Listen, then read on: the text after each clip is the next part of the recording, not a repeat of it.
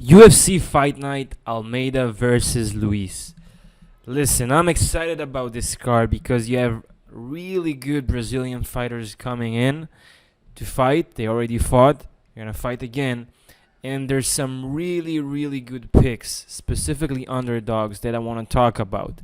Now, let's start with the prelim, the first fight. Marc, Diakiese, and Fernandes. So, I'll tell you what. I didn't like Diakiese last performance. I faded him against Joel Alvarez, which was better everywhere, especially his jiu-jitsu, and he choked him. Now, Fernandes, this guy, he's a solid kickboxer, and he's also good with his jiu-jitsu. Okay, he hasn't fought on UFC. It's gonna be his debut. And that's why I'm kinda cautious about this fight. Okay, it's gonna be in his home turf. It's gonna be in Brazil. However, Diakiese is not like a pushover. So I'm not gonna take a bet on this specific fight. With that being said, I like the underdog here. I just think that because Diakiese, since he started wrestling, it's like all he does. And this guy has solid jiu-jitsu. He can submit him, and he can box. He can do anything. He's very well-rounded. I feel like you can get the value here on the underdog, but this can go to a close decision. This might end in a split decision. That's why I'm just not betting. There's some bets that you just don't take. So this is one of them. Now let's go to the next fight. Conejo versus Eduarda Moura. Listen, guys, when I saw Eduarda Moura fighting on Contender Series, man, I was excited because she's something else. First of all, she's training with Almeida, with Jailton Almeida. That's the first thing. The second thing, she's physically much superior to Conejo. She's much taller, she's longer, and she's a really good grappler.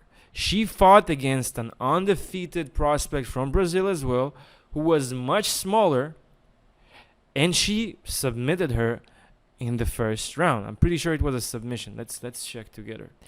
Now, I just wasn't really impressed by Conejo. Yeah, she did submitted Silva. Now, I wasn't impressed by Conejo. In her last fight, she's tough.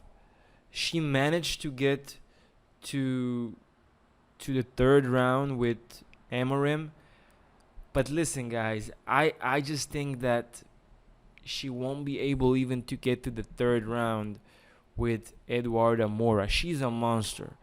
I'm picking Eduarda Moura all day. Obviously, she's a favorite. She's a high favorite. She's a heavy favorite. And that's why I'm picking Moura. Okay? Easy pick. That's what I do. Now, let's talk about the next fight. David Onama and Lucas Alexander. This guy, David Onama, he has power. He has heavy hands, and if you've seen his last fight, he fought against Gabriel Santos, and he just finished him with an uppercut. Now, Lucas Alexander he's a good striker. Okay? However, Onama, although he's a blue belt in jiu-jitsu, he has a really good ground game. And I'm not saying that he's going to submit him. I think he might knock him out. Same like he did to his last opponent, to Santos. However, Santos, he's very open, he's very wild. And Lucas, I don't know if he's going to be has the same aggressiveness. Anyway, I'm not going to pick any winner for this. fight. I mean, I'm not going to bet it, but I feel like Onama can win this. Now let's go to the next fight: Angela Hill and Denise Gomes. Let me tell you something. I like the underdog here. I really like the underdog here, Angela Hill. Her last fight was with Mackenzie Dern, and man, she's tough as hell. She didn't let her submit. Like, she didn't let Dern submit her. She can take punches. She's well-rounded. Don't let the record here fool you. Angela Hill, she's really good. She's a good striker. She managed to defeat Lupita Godinez, she's like, for some reason, she focuses on her striking while she's a good wrestler. But she won against her. She won against Emily Ducote. It's not that impressive. But she had a split decision with Amanda Lemos. That's impressive. Now, if we look at Denise Gomes, she's powerful. She's strong. She KO'd Bruna Brazil. She KO'd Yasmin. I've seen that fight. I was just like shocked. And in how fast and easily she finished those. But Angela Hill is much, much, much better striking wise than both of those girls, and she's more durable. That's the important part. Now Denise Gomes, she did lose. She got TKO'd, and she also lost to Luma.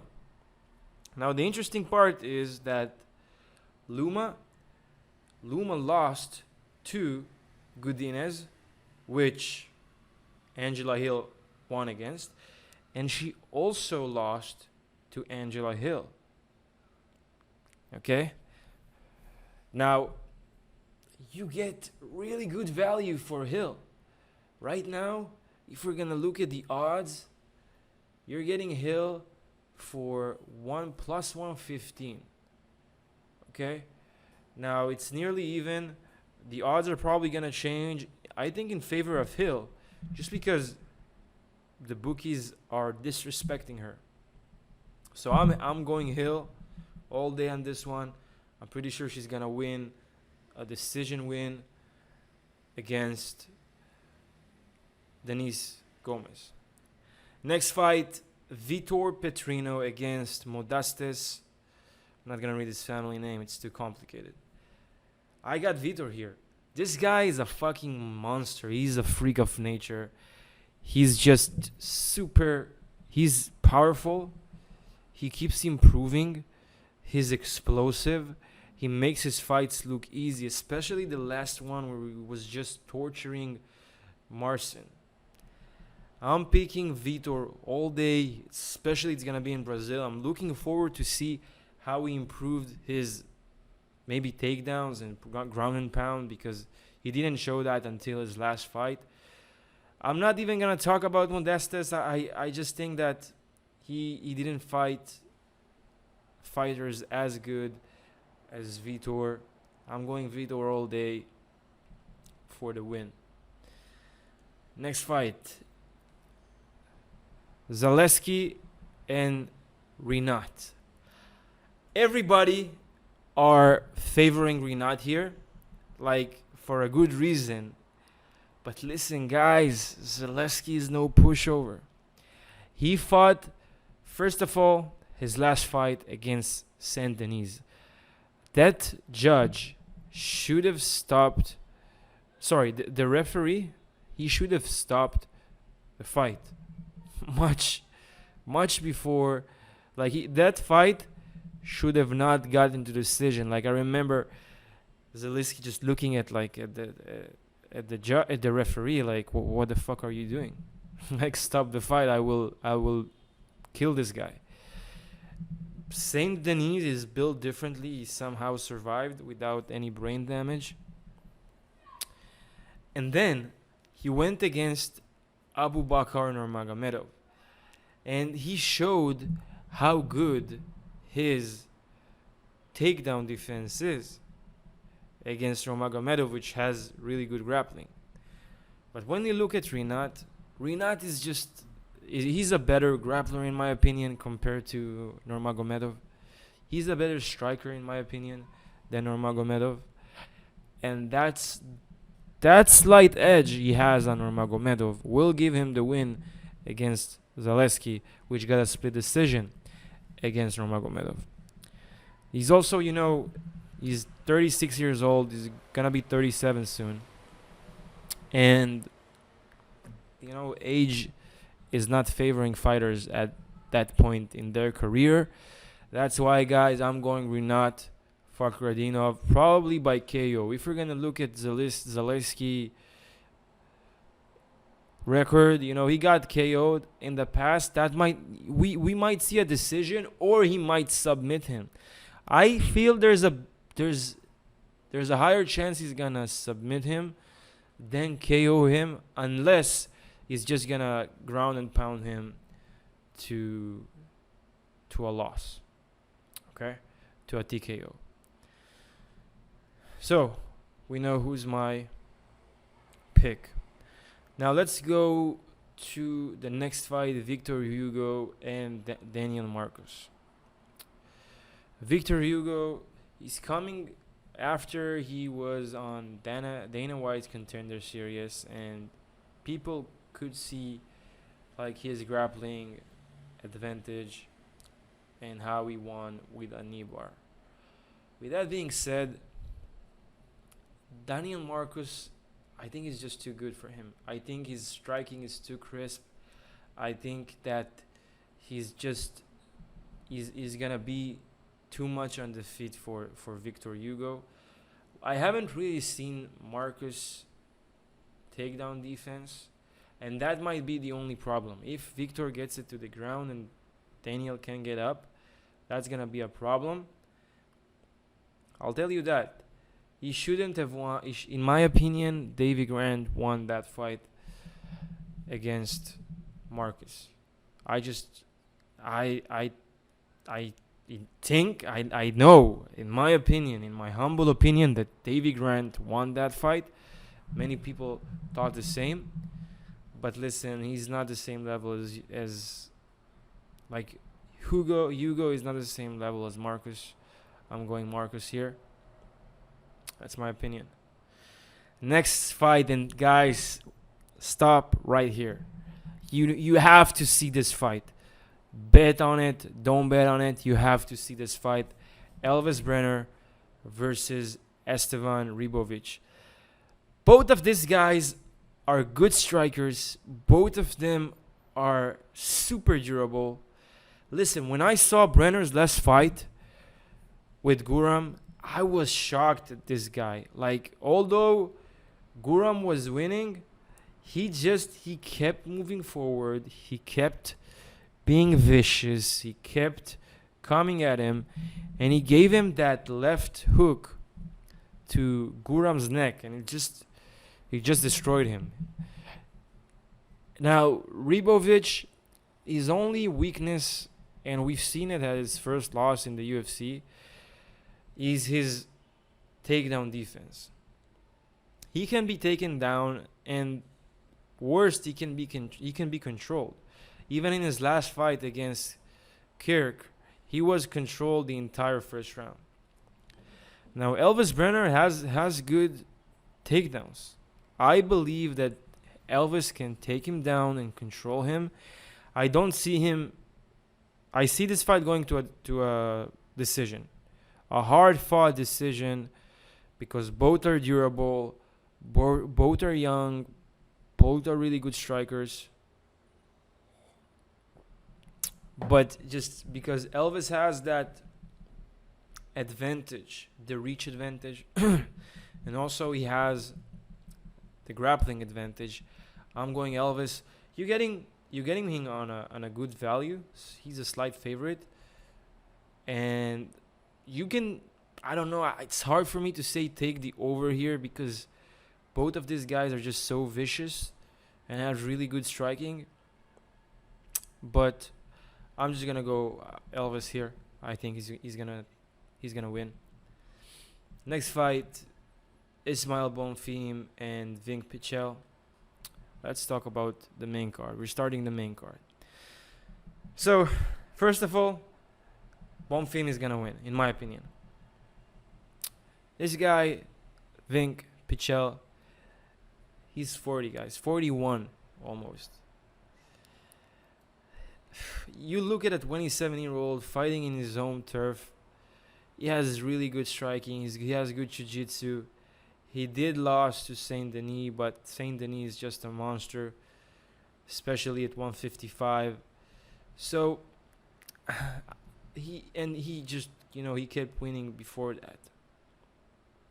That's why I'm going with Ismael. I think he's a better striker. I think he's gonna knock Vinc Pichel, and that's it. We keep it simple. It's time for Vinc Pichel to maybe quit, put the gloves on the canvas, and move on. I'm getting Ismael here. Let's continue. Armen Petrosyan against Rodolfo Vieira. I'm not that high on Petrosyan, to be honest. I'm not that high on Petrosyan, but when you look at him going against a heavy grappler such as Rodolfo Vieira, I just see, I can see Armen stuffing the takedowns, keeping it on the feet, and just pissing him up slowly. I see Armen winning here just because he has that Muay Thai background, that specific striking advantage, which is obvious on a guy who's mostly a grappler. With that being said, if Rodolfo managed to gets it on the ground, it might be a problem for Armen. Pretty sure he never got submitted, which is a good thing. But this guy is really good. He's a really good grappler. So we'll see. But Armen is the pick here. Let's move on. Caio Borraio and Abus Magomedov. Just after seeing Abus here, his first round against Strickland, he looked like a belt holder, but in the second round, he looked like shit. Like he just gassed, and Strickland was just killed him. And I had a heavy bet on Strickland that fight. In the first round, I was like, what the fuck is this guy doing? But in the second round, it was over. Caio, he's a well-rounded fighter.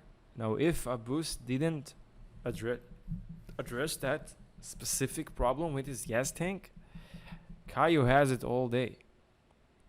All day. If he did, it might be a hard-fought decision, but I do see Caio winning here. It's just better.